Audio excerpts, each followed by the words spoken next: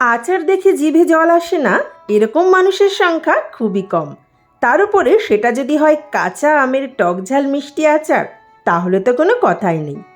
রোদে দেওয়ার ঝামেলা ছাড়াই স্পেশাল একটি মশলা দিয়ে তৈরি কাঁচা আমের এই টকঝাল মিষ্টি আচার আপনারা একবার তৈরি করে বহুদিন পর্যন্ত সংরক্ষণ করে রাখতে পারেন।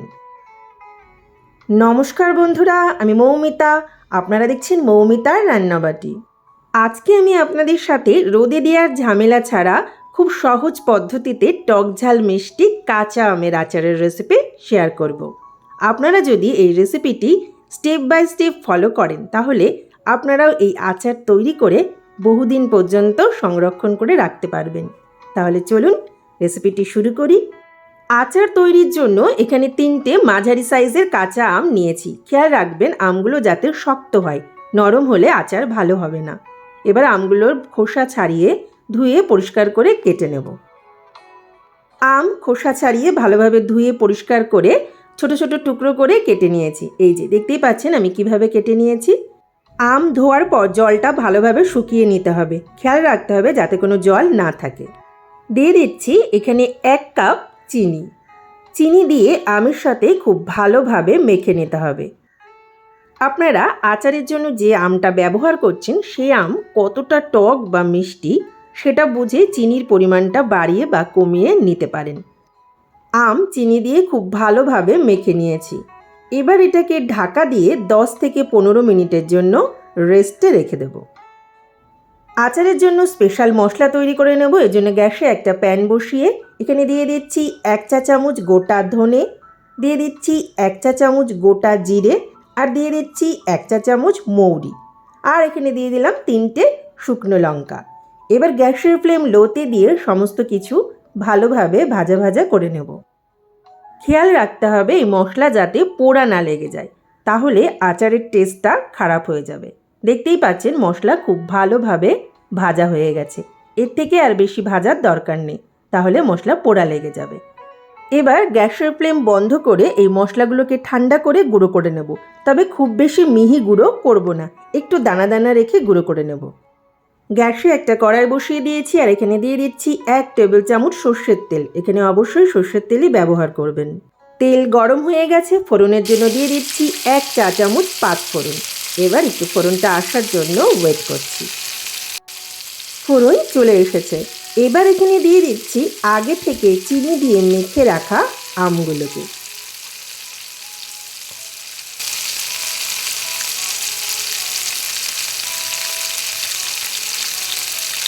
এবার গ্যাসের ফ্লেম মিডিয়ামে দিয়ে সমস্ত কিছু ভালোভাবে মিশিয়ে নিতে হবে।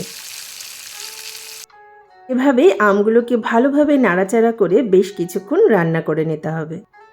প্রায় 1 মিনিট পর দেখাচ্ছি, দেখুন চিনি গলে কতটা জল বেরিয়েছে। এই জলেই কিন্তু আমগুলো খুব ভালোভাবে সেদ্ধ হয়ে যাবে। তাই মিডিয়াম ফ্লেমে এভাবে আমগুলোকে নাড়াচাড়া করে রান্না করে নিতে হবে। আচার তৈরি করার সময় খেয়াল রাখবেন যে আম আপনারা ব্যবহার করছেন সে আমগুলো যেন একদম কাঁচা থাকে। তার কারণ অনেক আম একটু নরম হয়ে যায়, সে আম কিন্তু এই আচারে ব্যবহার করা যাবে না। তার কারণ এই নরম আম ব্যবহার করলে আচার ভালো হবে না, আমগুলো একদম ভেঙে গলে যাবে, আর এই আচারটাও বেশি দিন রাখা যাবে না।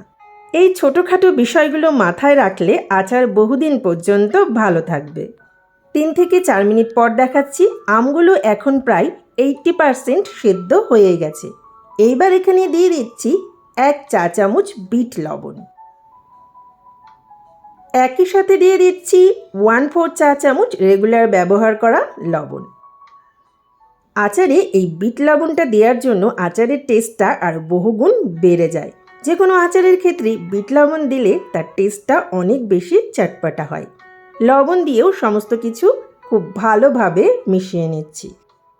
এভাবে মিডিয়াম ফ্লেমে অনবরত নাড়াচাড়া করে আরও 1 থেকে 2 মিনিট রান্না করে নেব।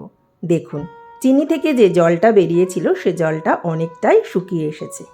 এইবার এখানে দিয়ে দেব আগে থেকে যে ভাজা মশলা তৈরি করে রেখেছিলাম সেই মশলার গুঁড়ো। দেখতেই পাচ্ছেন মশলাটা কিন্তু খুব বেশি মিহি গুঁড়ো করিনি, একটু দানা দানা রেখে গুঁড়ো করেছি। এভাবেই মশলাটাকে তৈরি করে নিতে হবে। মশলা দিয়েও আমের সাথে খুব ভালোভাবে মিশিয়ে নিচ্ছি। দেখুন আমের আচারটা আমাদের কিন্তু হয়ে এসেছে। দেখুন আমগুলো কতটা ট্রান্সপারেন্ট হয়ে গেছে। এভাবে খুব সহজ পদ্ধতিতে রোদে দেওয়ার কোনো রকম ঝামেলা ছাড়া আমরা বাড়িতেই দারুণ স্বাদের টকঝাল মিষ্টি আমের আচার তৈরি করে নিতে পারি। কাঁচা আমের টকঝাল মিষ্টি আচার তৈরি। এবার গ্যাসের ফ্লেম বন্ধ করে আচার নামিয়ে নেব। আচার ঠান্ডা হয়ে যাওয়ার পর কোনো কাচের জারে করে রাখলে বহুদিন পর্যন্ত ভালো থাকবে, রোদে দেওয়ার কোনো প্রয়োজন হবে না। আমের আচারের এই রেসিপি যদি আপনাদের ভালো লেগে থাকে অবশ্যই লাইক, কমেন্ট, শেয়ার ও চ্যানেলটি সাবস্ক্রাইব করে আমার পাশে থাকবেন। আর হ্যাঁ, পাশে থাকা বেল আইকনটি প্রেস করে অল অপশনটি অবশ্যই অন করে রাখবেন। তাহলে আমি যখনই নতুন কোনো রেসিপি আপলোড করব সাথে সাথে আপনাদের কাছে নোটিফিকেশান চলে যাবে। তাহলে আর ভাবছেন কেন, দেরি না করে বাজারে কাঁচা আম ফুরিয়ে যাওয়ার আগেই বাড়িতে তৈরি করে নিন দারুণ স্বাদের কাঁচা আমের এই টকঝাল মিষ্টি আচার আর সকলে মিলে উপভোগ করুন। ধন্যবাদ।